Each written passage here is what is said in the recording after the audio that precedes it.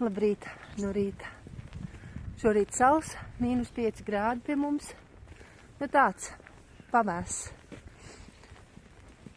Vakardien, es neuzfilmēju tajā brīdī, ka mēs esam pilnīgi slapi, jo to visu stundu lija, tā kā brīžiem ļoti lija, un tad atkal mazāk, un visu laiku, un tad vienā brīdī vispār tā kā likās, ka gāž. Un beigās sanāca tā, ka mums kājas slapjas bija vīram un mazajam puikam. Un tad mazajam mēs braucām tajā veikalā un novilkām zeķes, ievilkām iekšā maisiņus. Kaut kā mēs tur tikām līdz tām mājām. Piedzīvojums ir, protams, bet klepus arī abiem. Labi, neko darīt.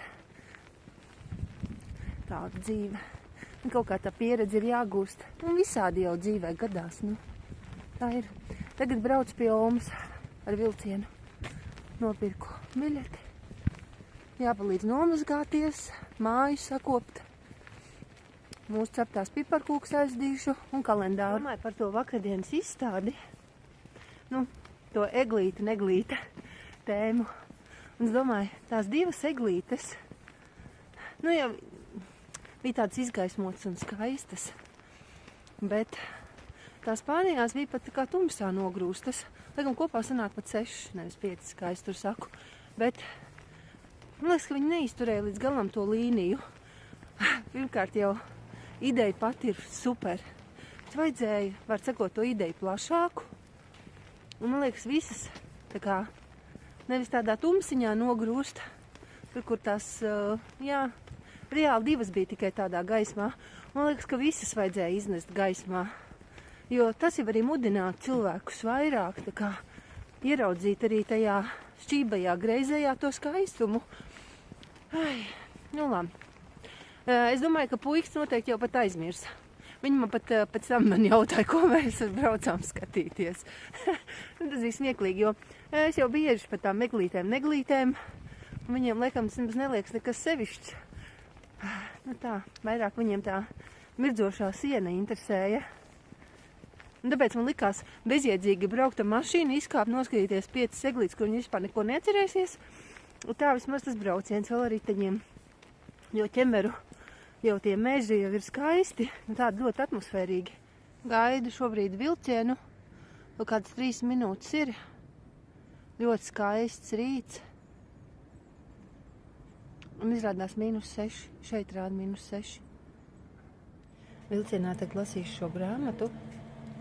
Un vispār iesaku. Tas ir tā kā visiem tiem, kuriem interesē cilvēki.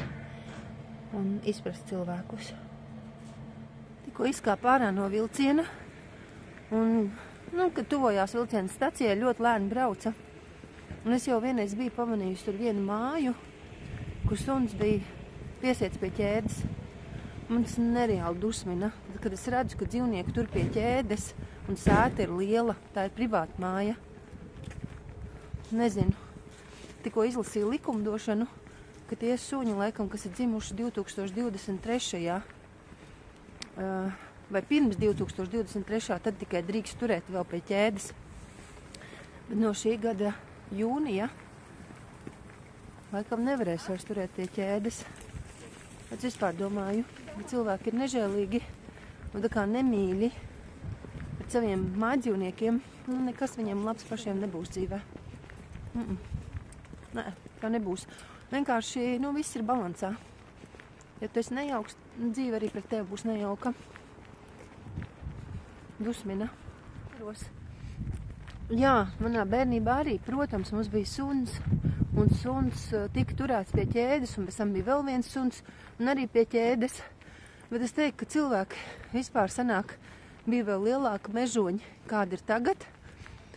Un, labi, ka mēs vispār kā sabiedrība lēnām kļūstam domājoši, un paldies visiem cilvēkiem, kas aizstāv dzīvnieku tiesības. Un tagad bija viens arī raidījums, dzīve bez melnraksta. Bija viena sieviete, Vilusona viņai uzvārds, manuprāt, bija.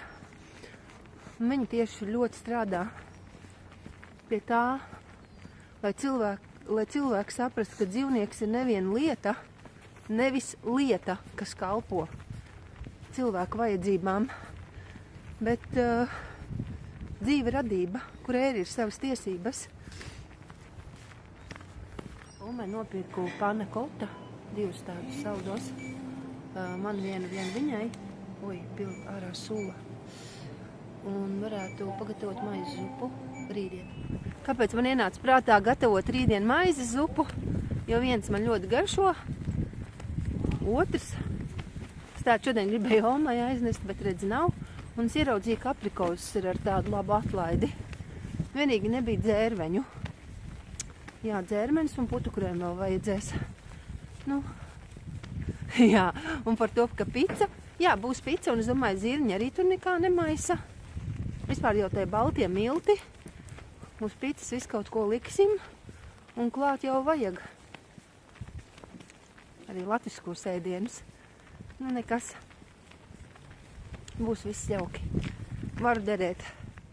Reku, miedziņa. Mājiņa. Oma ir izmantojusi. Nu, teiksim, tā miedziņš jau tur negulēja. Un kaķīts te ir iekšā. Jā, mincīts. Čau, kaķi. Omai ļoti skaists kaķis ar tādām zaļām acīm. Nu jā, tad izvilkšu to lelli, kur riktīgi noputējusi. Jā, no slauka būs. Bet manai Omai vienmēr patikušas ir lelles un visādi loriņi. Štādi, piemēram. Un tā, mana Oma pamanīja, ka man štādas sarkanas izkrāsotas acis. Viņa tā saka, ak, kungs, un tikai apakšā. Nē, meitiņa tādas nekrāso. Krāso zīles, zaļas, bet ne štādas sarkanas. Un tad viņa stāstīja, ka viņas 90-gadīgā kaimiņiene, nu viņa 88 gadi, krāsojusi skropsts, uzkrāsojusi. Un tādā vecumā taču nevajogot. Tas ir tāds āksta gājiens. Ko jūs domājat par kundzēm vecumā, kas krāsojas, kuras krāsojas? Man īstenībā ļoti patīk. Man iedvesmoja, kā saka, līdz pēdējiem krāso lūpas, viļņo matus. Man liekas, ka tā ir tāda dzīves krāsa. Nezinu, bet nodrošina. Cik daudz cilvēku, tik daudz viedokļu. Piemēram, šeit tāda jaunkundze ar sunīti. Tāds pārītis.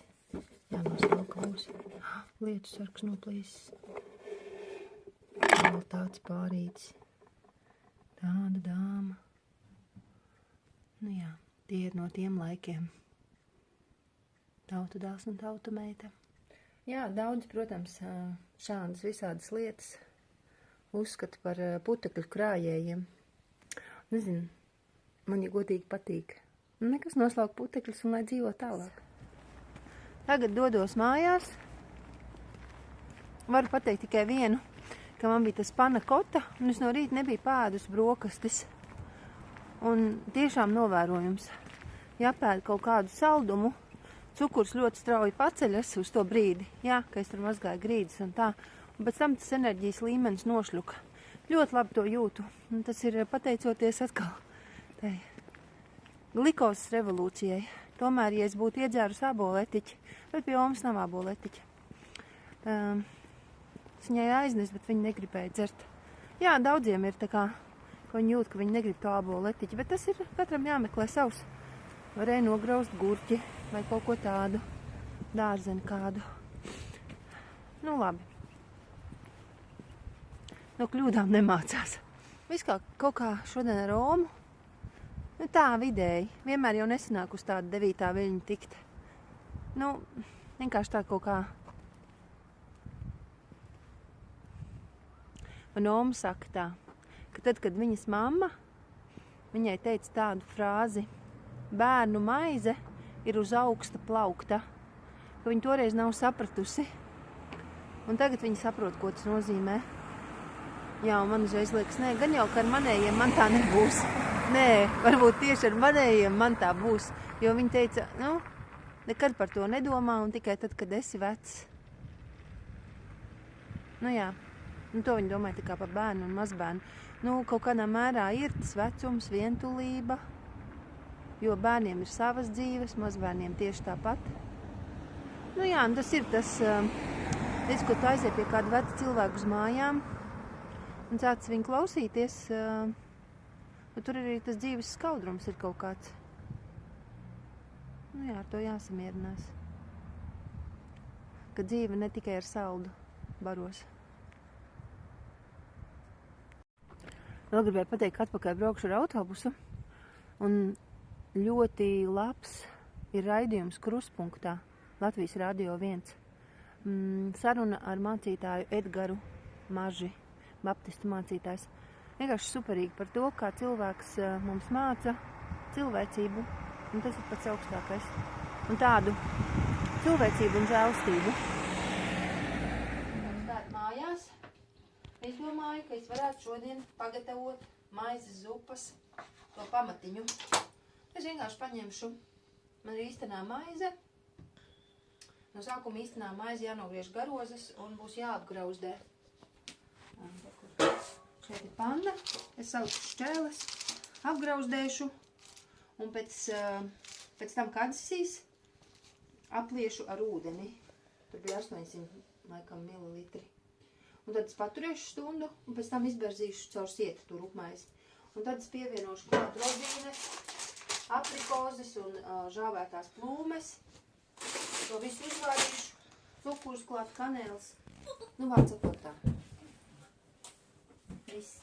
Jā, viss nepatīkamākais šajā procesā ir berst to rupmaizi, kas ir pirms tam bijusi stundu izmērcēta verdošā ūdenī, cauri sietam. Jūs jau zināt, kā tas ir droši vien visi. Nu, es to nebiju pirms tam.